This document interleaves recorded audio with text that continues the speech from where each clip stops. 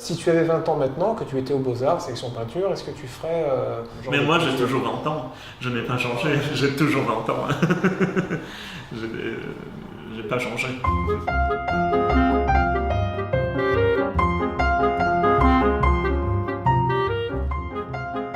Honnêtement, j'ai l'impression, c'est pas le truc de vieux radoteur qui dit ah oui, dans ma tête j'ai encore 20 ans.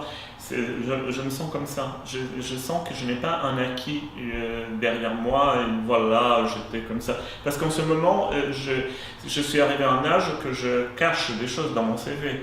J'enlève des choses dans mon CV parce que j'ai trop de choses. Et du coup, je dis oh mon Dieu, j'ai trop fait déjà. Mais c'est pas un acquis pour moi, c'est pas un droit. En tout cas, oui, parce que j'ai fait des trucs dans les années 80, dans les années 90. Et dans les années 2000 et qu'en 2014, j'ai des droits. Est-ce que tu dirais que du coup, l'art, définitivement, c'est de l'économie? Ah, tout à fait, absolument. C'est l'économie, parce qu'il faut. La beauté de la chose, c'est dans l'économie. C'est dans l'économie des moyens, dans l'économie de temps, dans l'économie visuelle même. Parce que j'ai l'impression que ce que tu fais, justement, c'est monochrome, c'est déjà une démarche d'aller à l'essentiel, en fait, d'aller à la ouais, dans le cas spécifique de ce travail, oui, c'est de trouver l'essence même de la couleur et de la perception de la couleur. Justement, c'est une citation de Marguerite Yourcenar qui disait que la couleur est l'expression d'une vertu occulte. Ah, bah tout à fait, je suis d'accord avec elle. C'est vraiment, il y a quelque chose de mystérieux dans la couleur qui provoque une réaction souvent très émotionnelle chez les gens. Et souvent j'ai des réponses très étonnantes parce que les gens j'aime le rouge, j'adore le rouge, je déteste le rouge. C'est toujours très émotionnel, c'est avec des mots d'amour, des mots d'émotion, c'est jamais rationnel, ça évoque non, le vert ça me provoque de l'anxiété. Mais en tout cas il n'y a pas de discours. Tu fais pas un art à discours. Je veux que la peinture parle plus que moi et plus qu'un discours. Vous savez, ces discours très tarabiscotés de la critique d'art et tout. Moi, j'ai l'impression que plus le discours est compliqué, pire est la peinture. Mais ça ne regarde que moi. Hein. Qu'est-ce qui te donne envie de créer, je ne sais pas si c'est le mot correct. Je dirais que c'est un besoin presque physique.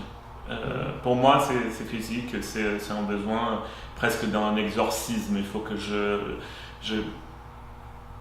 j'exprime. Mais c'est au-delà de l'expression, c'est quelque chose, c'est un truc physique. Par exemple, qu'est-ce qui t'a amené à ces monochromes? Pourquoi des bouches, par exemple, et pas autre chose? Bonne question. Le monochrome, c'est parce que je voulais travailler la couleur dans son essence, vraiment travailler. L'idée du monochrome, ce n'est pas nouvelle, évidemment, il n'y a pas d'originalité dans le monochrome, on l'a fait déjà par le passé. Mais je voudrais travailler la couleur pure, comme ça, ou la perception de la couleur pure, parce qu'en réalité, ce n'est pas tout à fait comme ça.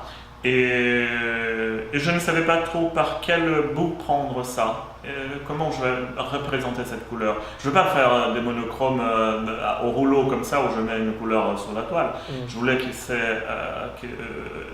une forme dans cette couleur. Alors je pensais au départ de faire des natures mortes en monochrome, mais ça n'a pas.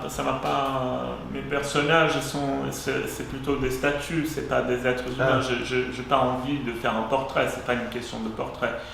Et le visage, c'est magnifique parce que c'est comme un paysage. Alors, on a des reliefs, on a où accrocher la lumière, les ombres, et beaucoup de passages, entre l'ombre et la lumière. Et du coup, j'ai fait un essai dans visage, je trouvais ça était très intéressant et je suis parti dans... Ton travail il est quand même très esthétique, on a l'impression que c'est une recherche de beauté. Est-ce que tu dirais ça? Vous savez, aujourd'hui, dans le milieu des arts, le mot beauté, c'est un mot tabou, c'est presque un gros mot. Vous n'allez jamais trouver un peintre d'aujourd'hui, un artiste contemporain qui dit « je suis à la recherche de la beauté ». Ça, on peut appliquer ça aux Grecs anciens, on peut appliquer au 19e siècle, mais la démarche aujourd'hui, si quelqu'un dit « ah, je suis à la recherche de la beauté », les gens vont regarder comme si c'était sorti d'un film de science-fiction. On ne dit pas, le mot beauté, c'est un mot presque interdit.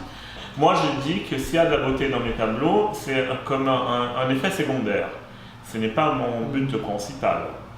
C'est très curieux parce qu'aujourd'hui même, je parlais avec quelqu'un d'autre qui m'a dit Ah, mais ce que je vois en premier, c'est la forme et pas la couleur. Parce que mon travail, c'est la couleur, montrer la couleur à travers une forme. Mais les gens voient d'abord la forme. Et c'est pour ça que les visages, les bouches percutent tellement, parce que les gens voient ça et ils sont interpellés par ça. Mais c'est pas ma recherche primaire, disons. C'est un effet secondaire, disons. Et peut-être que les gens repèrent davantage la bouche parce que c'est au moins ce qui leur est propre que la couleur. Je veux dire, c'est...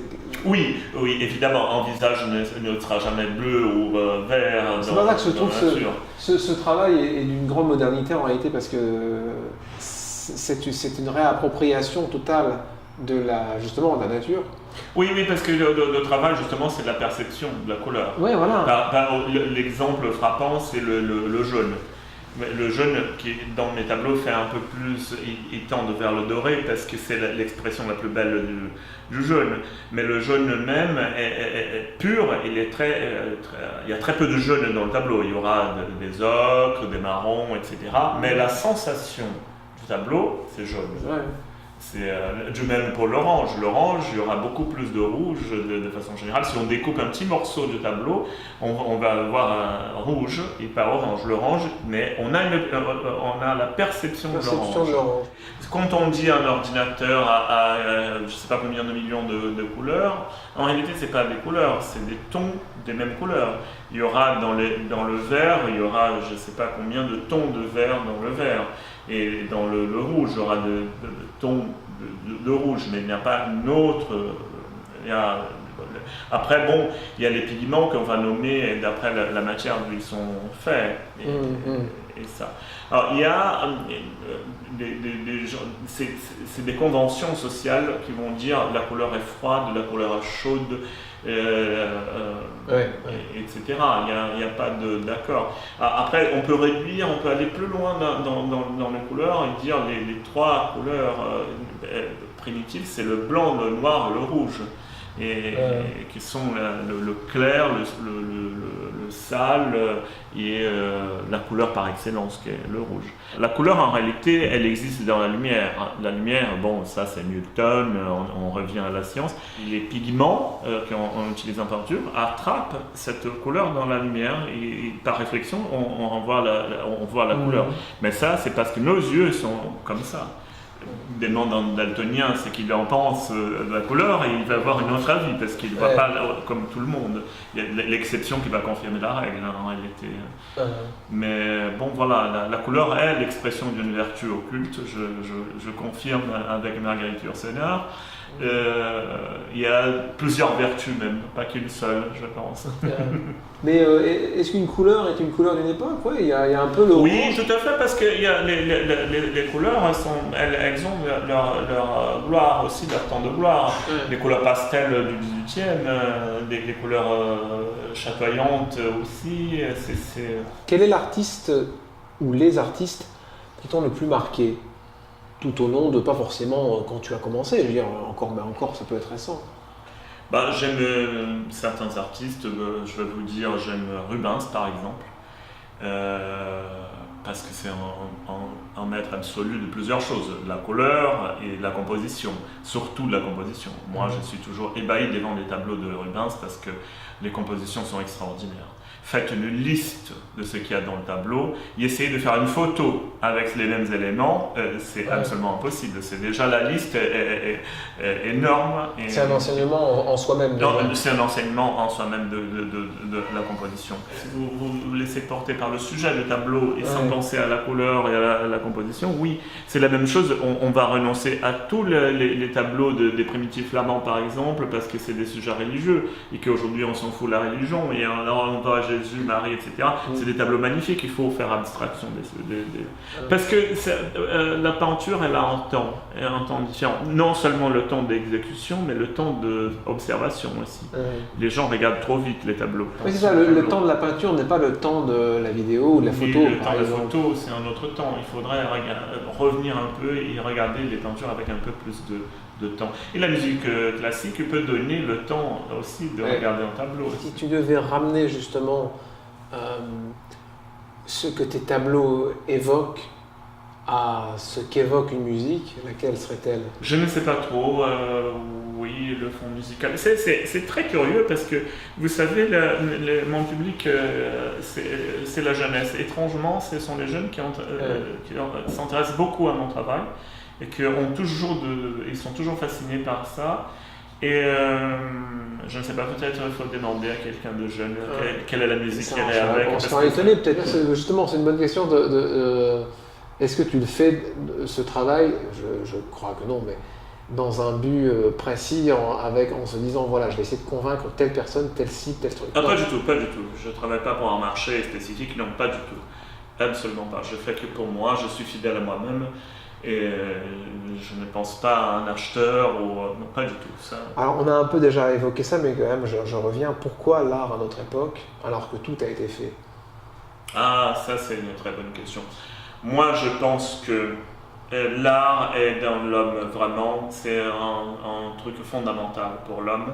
C'est l'art, peut-être, je suis convaincu même que c'est un truc dans notre cerveau.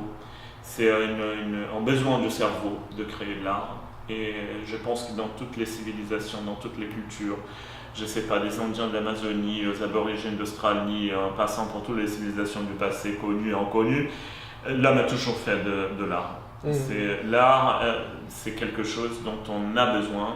Et même les enfants, vous voyez, ils vont naturellement faire des grabouillis, etc. On a besoin de ce graphisme, de se mettre comme ça. Je pense que l'art va exister toujours. Tant qu'il y aura des hommes, il y aura de l'art. J'ai un sentiment qui est en fin de cycle, mais je ne sais pas dans quel... L'art, je dis souvent ça, l'art c'est en même temps, c'est témoin et prophétie. C'est témoin d'un temps, c'est le témoin du temps où on vit, et c'est aussi la prophétie de l'avenir. Ça paraît un peu paradoxal qu'une chose puisse parler de deux temps différents, du présent et de l'avenir, mais je pense que l'art peut faire ça, et le passé nous confirme. C'est un peu la prophétie de ce qui va venir, et c'est le témoin. Et même les choses qui sont déroutantes aujourd'hui et qui ont été par le passé témoignent de notre temps. Et parlent de ce moment où nous vivons aujourd'hui, où nos questions, nos doutes, nos inquiétudes, etc., que pour la plupart n'ont pas changé depuis la nuit de temps. Mais il y a les questions de la société, les questions de la civilisation, ou dans quelle étape de la civilisation nous sommes. Et tout. C'est un art qui serait nouveau aujourd'hui. Peut-être qu'on n'est pas encore prêt pour cet art nouveau. Il faut attendre que les choses... Quelle est la place de l'émerveillement dans le travail d'un artiste? Elle est fondamentale, ou est-ce que ça peut être... Je pense absolument, il faut être émerveillé. Je suis, comme a dit Balthus, il a dit ça, qu'on est toujours en dessous de ce qu'on peut faire, etc. Parce moi j'ai comme une vision du tableau au début, je sais où je vais, et tu n'es jamais satisfait? Je n'arrive jamais où je voudrais exactement. C'est parce que la vision est toujours plus belle que la matière, et que ce qu'on peut arriver par la matière. Et on réussit à retrouver l'énergie après, d'être à nouveau émerveillé, quand même, de se dire c'est pas grave, je n'ai pas réussi. Toujours, tout à fait. C'est peut-être ça d'ailleurs le point commun avec justement cet art dont on a... Pourquoi on fait de l'art, c'est ce besoin-là, c'est que malgré tout, même si on n'arrive pas, c'est peut-être parce qu'on n'arrive pas à la perfection que du coup on veut...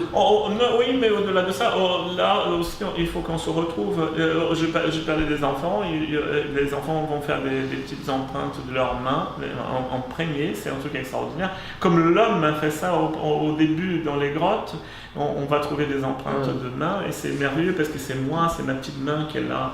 Et voilà. Mais comment on peut faire pour se maintenir en état d'émerveillement? Parce qu'on parfois... vous voulez une recette de vie Mais la vie passe, et puis bon, il y a beaucoup de gens qui sont, si ce n'est aigris, en tout cas un peu, un peu blasés, quoi. L'art nous guérit de tout, de toutes les dépressions, de toutes les maladies. Oui, absolument. L'exercice de l'art peut nous guérir. D'ailleurs, c'est la seule chose qui reste à la fin. Les civilisations passent, l'art reste. On ne sait rien vraiment de comment c'était la vie en Égypte, par exemple, quelle était la technologie, on fait des suppositions, etc. Mais l'art égyptien est toujours là. Il existe, il parle à travers le temps et tout. On ne sait pas comment les gens vivaient vraiment à la Renaissance, ou comment ils mangeaient, ou qu'ils faisaient, ou la technologie qu'ils employaient, ou qu'aujourd'hui est complètement dépassée, mais les tableaux sont là, les sculptures sont là, c'est magnifique. L'art est la chose qui va rester toujours. Moi, je ne suis pas une personne religieuse, mais je pense qu'il y a quelque chose de divin dans l'art, parce que si on dit que Dieu est le créateur, et que nous créons des choses, on est un peu des créateurs, on est un peu des dieux aussi, en quelque sorte.